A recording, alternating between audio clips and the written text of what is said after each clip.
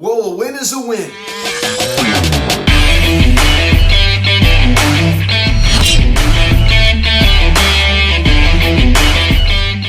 Yo, what is going on, everybody? Welcome to Phillies Hatsuit Media and Cheery Cap in last night's game between the Philadelphia Phillies and the Cincinnati Reds as the Phillies defeat the Reds by a final score of 4-3 as they take the first game of this three-game series. Noah Syndergaard going 7 strong innings, probably the best start we've seen out of him in a Phillies uniform. Now, guys, before getting into this video, please subscribe if you haven't done yet. Please engage with the bell. Please like this video, comment on this video, share this video, and let's get into this. I apologize if my voice is not 100%. Of course, I have been dealing with some allergies the past few days, so I apologize. But Noah Syndergaard, 7 strong innings, allowing 3.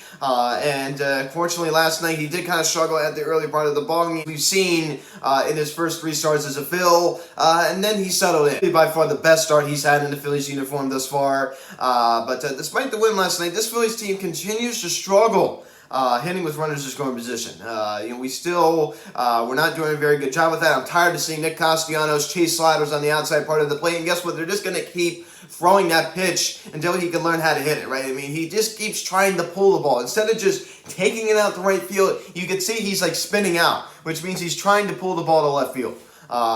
He's just not executing well at the plate. He doesn't have a good plate approach. He did get a pretty nice ovation in Cincinnati last night. Stuff and clap for him. I was a little bit surprised by that. Of course, he did opt out of that contract to sign a 5-year, $100 million contract with the Phillies. He's just a singles hitter. I can't believe paying this guy $20 million a year to just hit singles. It's just ridiculous. The scoring summary here in the bottom of the second inning. Michael Prasmarisky singles on a line drive to center field. Albert Amora Jr. and Matt Reynolds come around to score. As it's now 2-0 Reds. At this point in the ball game, I was a little bit frustrated. I'm thinking, listen, I really do like Noah Syndergaard, but I'm tired of this, right? Every time earlier in the ball game, he seems to really struggle. I did have a feeling that he would settle down be more effective. I was a little bit annoyed at this point. Right? We're coming off of a really tough series loss to the Mets, and yes, I understand it was a hard-fought series, we really needed a win last night. Thankfully, we got it, but it didn't start off too good, that's for sure. Didn't pick it up here in the top of the third inning. He actually did something. You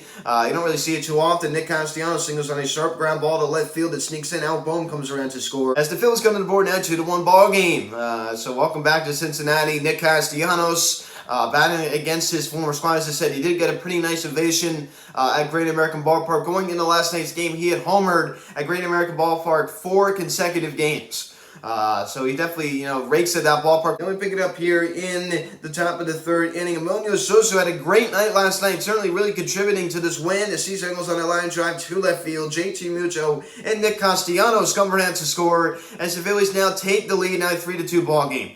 Emilio Sosa, kind of an under-the-radar guy. You wouldn't think that really would, have much impact, especially on the offensive side, since this guy was brought aboard simply for his defensive ability mostly. Of course, he was acquired from the St. Louis Cardinals in the Jojo Romero deal. They pick it up here in the top of the 5th inning, and Emilio Sosa doubles on a line drive to left field. Gene Segura comes around to score. Sosa's 6th double of the season, and it's now 4-2 Philadelphia. So Emilio Sosa with 3 RBIs last night. He really contributed to this win. Think about it. We only would have driven in 1 run last night. The Nick Castellanos RBI single. That was it. Emilio Sosa responsible for the 3 other runs driven in. You really wouldn't think had much impact. I understand that last night really wasn't a decisive win. I completely understand that, but I still believe this is a good baseball team simply because of the fact that we go back to complimentary players, something Dave Dombrowski talked about at the end of last season. You have another guy, contributing in a big way. Emilio Sosa, another guy stepping up. We pick it up here in the bottom of the 8th inning. Jake Fraley homers on a fly ball to left center field, his 4th of the season, and it's now 4-3 ball game. Unfortunately, that would end his night, right? So he did pitch into the 8th inning, but he couldn't collect an out there as he was taken out of the ball game. But still, a very good start from Noah Syndergaard we'll get into later. Unfortunately, the Reds make it a 1-run ball game on Fraley's 4th home run of the season. Luckily, it was a solo shot, and that would be a final 4-3 Phillies. Honestly, I'm not really too pumped about this win, I'll be honest with you. Win is a win, I'll take it. So Al Bohm hitting the ball to third, deep into the hole. Of course, it was an infield single he's able to beat about, and Bryson Stott still standing on second base. Nick Metallico was heavily criticized. I'm not going to say heavily, but he was criticizing Bryson Stott for not being able to move up the third. I'm a little more sympathetic on that note simply because of the fact that the ball was hit to the left side. And for obvious reasons, it would have been very, very difficult for Bryson Stott to move up to third base. So on that note, I'm not really going to go too hard on Bryson Stott on that one.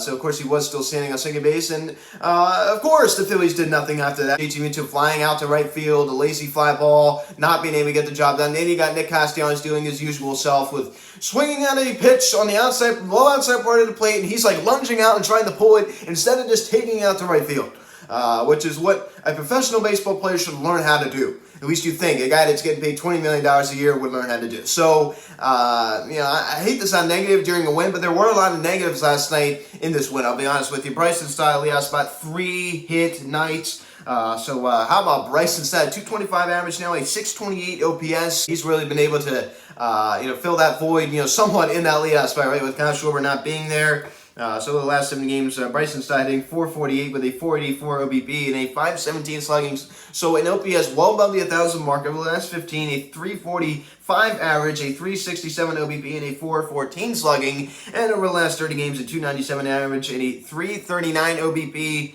And a .450 slugging percentage. So an OPS, near 100. Rhys Hoskins, 1 knock last night at a 2-hole, also drawing a walk. On-base machine, Rhys Hoskins does it again. And Alec Bohm, 1 knock last night as well. And also scoring one of the Phillies' 4 runs, also striking out twice. Of course, he was able to collect that infield single, but he's definitely not been as hot of late. I mean, I understand he's still been in the baseball a little bit, but a lot of just one-hit games, right? 7 average over the last week, a .237 average over the last 15 games, so basically the last 2 weeks, and his OPS barely just sits above 500 over the last 2 weeks. So no question, Album has definitely cooled off, but his glove certainly hasn't. And Jay Temu took 2 knocks last night as well, also drawing a walk. He definitely had a productive night last night, despite going hitless in the Mets series. He went hitless in the Mets series. He was absolutely terrible, but he really did do a good job last night, getting on base 3 times. And Nick Castellanos, only 1 knock was the RBI single in the top of the 2nd inning. So he left 6 runners on base last night. 6. Gene Segura, 1 knock last night as well, also drawing a walk.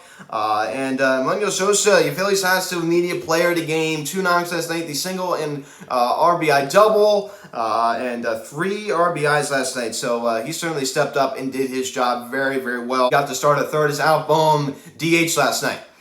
So it was nice to see Alec Bohm get the day off in the field. But it's weird to be saying that because he's really just turned his defense around so much. But it's always nice to have a guy get a day off from being out in the field and standing out there. And Brandon Marsh, 1 knock last night out in center. And Matt Vierling continues to struggle. Another hitless performance. I mean, coming off of a game where he struck out 4 times in Sunday in New York. So the Phillies collect 12 hits last night. 12. And we out hit the Reds by 3. I just never seen the team struggle so much when there's runners on base. And Noah Syndergaard, 7 innings, 8 hits, 3 runs, all 3 earned, no walks, and 6 strikeouts, a .395 ERA. He gets the win now, 7-8 on the year. As I said before, it was his best start in Phillies uniform, and he really was able to use that curveball well. That was like his put-away pitch last night, and it was very effective. As I talked about before, he doesn't rely on the fastball as much as he used to since he's lost about 4 miles an hour on that fastball since having Tommy John surgery. So he's kind of had to reinvent himself as a pitcher, and I give guys a lot of credit for that. As I talked about, everybody reacts to Tommy John differently, right? With Zach Lear, it didn't really affect him too much. In fact, I think he's actually thrown harder than prior to having Tommy John. With Noah Syndergaard, that is not the case, but he's still a productive pitcher. He's still able to get outs, and he's turned into kind of the pitch-to-contact out guy last night. But 6 strikeouts through 7 innings certainly ain't bad. I mean, that's a strikeout almost on average every inning, so certainly not bad at all. David Robertson comes in there on the 8th inning after Syndergaard allows the solo shot that ended his night. And allows 1 hit and also strikes out 1, a .199 ERA for David Robertson.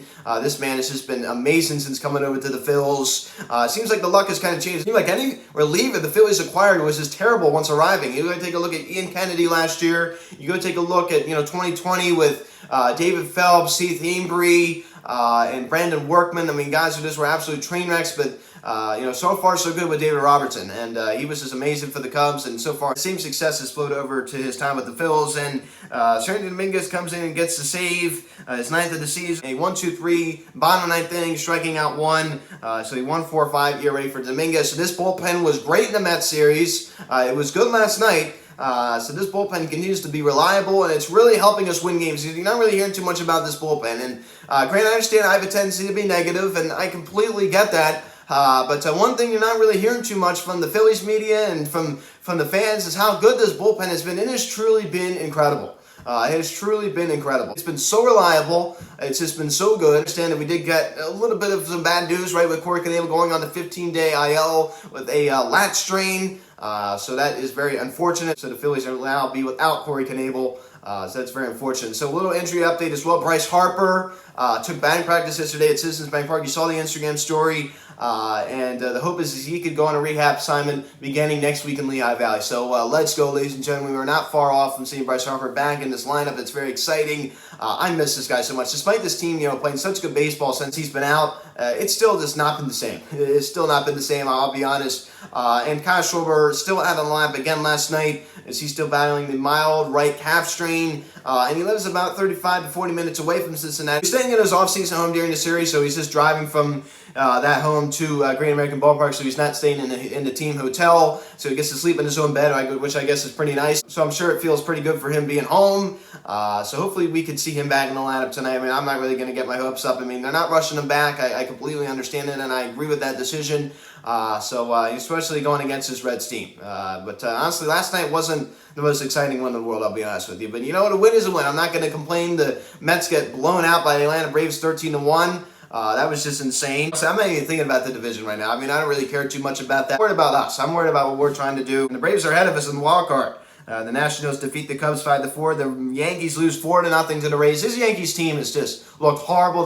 They've been like one of the worst teams since the All-Star break. I mean, having like one of the best seasons prior to the All-Star break, and then they're just horrible. They've just been terrible. I don't know what the heck is going on. The Mets, I mean, they're clearly the most consistent team in New York. No question about that. They have now proven that. They really didn't look too good last night either, losing 13-1 to the Braves. So I'd certainly like to see that. So hopefully the Braves can take 3 out of 4 against the Mets. But as to talk about, be careful saying that because the Braves are ahead of us in the wild card standing. Division's out of play. I mean, we're not winning this division, so I don't really care. And the Padres lose 3-0 to the Marlins. This Padres team has just been terrible. Josh Bell has been awful since arriving in San Diego. So Juan Soto's been good, not great.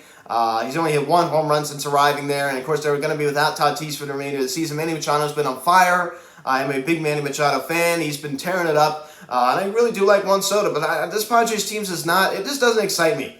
It just doesn't. I don't really know how far they're going to go. So we have now once again overtaken the San Diego Padres for the second wildcard spot as we are now a half a game up. So guys, thanks for watching this video. Please subscribe if you haven't yet. Please don't get your bell. Please like this video, comment on this video, share this video, check out the social media. Link in the description section at Phillies Hot Stove Media, Instagram. Follow me on Twitter at Hot Stove Media. Card text 267-225-3292. Email me, phillieshotsofmedia@gmail.com. So guys, thanks for watching. I'm Luke and I'll talk to you later. Let's go Phillies. See you guys.